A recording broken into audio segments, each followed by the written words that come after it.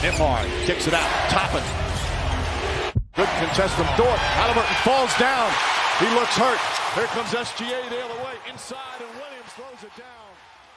Halliburton's hurt right away when he fell. Just like that, it can all end.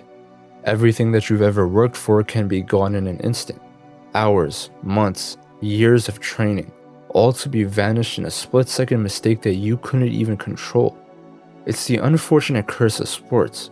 It'll always be there, looming in the air, but it's a risk that every athlete takes. They know that all it takes is one slip-up, one bad landing, one unlucky encounter. It's perhaps the single worst part about sports, a moment where even the biggest of rivals come together. Everything comes at a cost, but how far can you push yourself?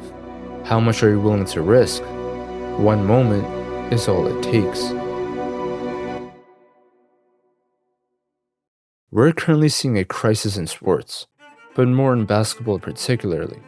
Players are getting injured now more than ever before, missing games, entire seasons, going as far as to sit out of matches on purpose just to avoid them.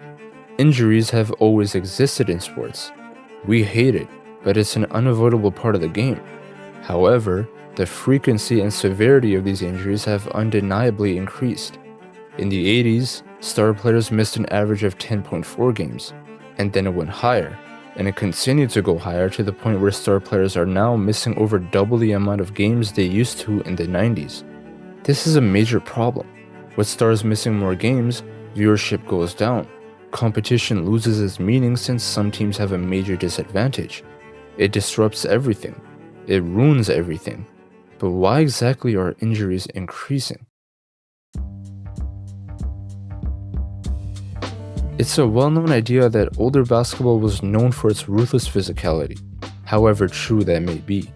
Foul rules were more lenient, flagrants weren't called as much, and throwing punches was fairly normal.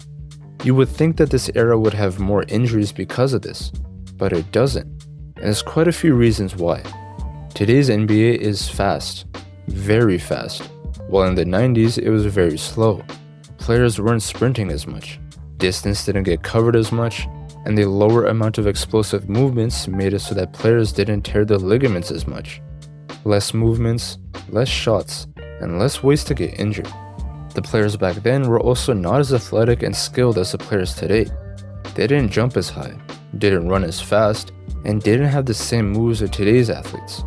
But sports and evolution go hand in hand. It's inevitable that the players of the past cannot hold a candle to the players of the future. But this is where the problem lies. The game keeps getting faster, better, more skilled with nearly an infinite ceiling, but the human body can only do so much.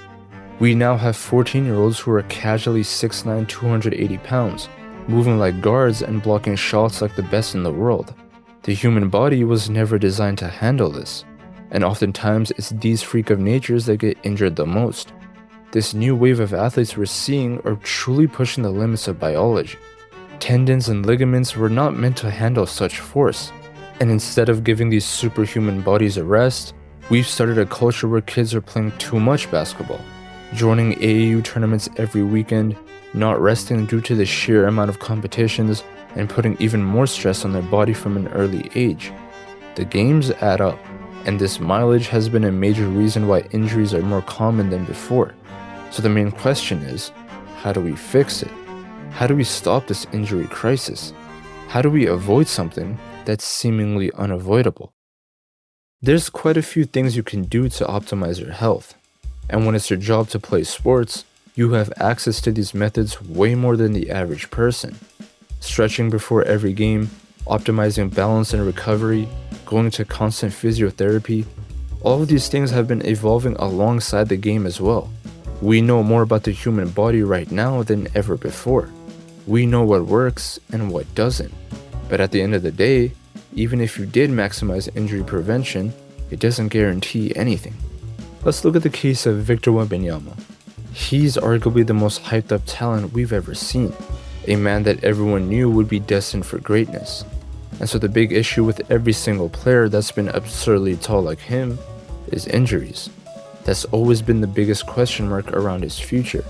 We've seen 7-foot unicorns fail again and again, not from the lack of talent, but from their bodies breaking down. And despite his years of conditioning and preparation, he just missed half the season due to a blood clot injury, and there was nothing he could have done about it. It's the exact reason I stated before. Human beings just aren't meant to be that tall, and as amazing as it was that he could move the way he does, his body just can't keep up. You could have the best chefs, best personal trainers, best rehab specialists, and still end up injured. One thing that many people have been repeating is to shorten the amount of games in a season. People don't actually watch all 82 games. Not only is it kind of boring to watch, it also puts unnecessary wear and tear on their bodies. So many players are choosing to sit out of games anyways, so why not make it shorter? This is a common theme in other sports too. Injuries in soccer have seen a major rise, higher tempo and way too many matches. Same with tennis, where they play all year long and barely get any rest. With so many new major tournaments in all these sports, it's nearly impossible for players to actually get an off-season. Our bodies have limits, and it feels like we're forgetting that. In 1985, there was an NBA player who broke his foot in a game. Now for most players, this would be a career-ending injury. But that player was Michael Jordan. Which makes me wonder, how many players have there been who could have been all-time greats but were dealt an unlucky hand? Grant Hill was once considered the next Michael Jordan, a forward who could do it all at an elite level. Tracy McGrady was one of the best scorers of the 2000s, blessed with God-given athleticism and the ability to score at will. Greg Oden was the consensus #1 pick, a man who was expected to dominate the league for years to come. Derrick Rose was the youngest MVP ever, a 22-year-old that was already on the path of greatness. And just recently, Tyrese Halliburton was one win away from pulling off the biggest underdog story in NBA history. All of these players' trajectories were completely shifted, and it was all because of injuries. All of the best athletes in history had to get lucky in some way.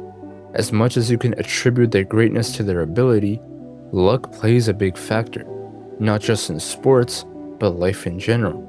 They always say work hard and you'll achieve anything, but there's many players that work hard and deserved it, yet the universe did not reward them. Everybody wants to win.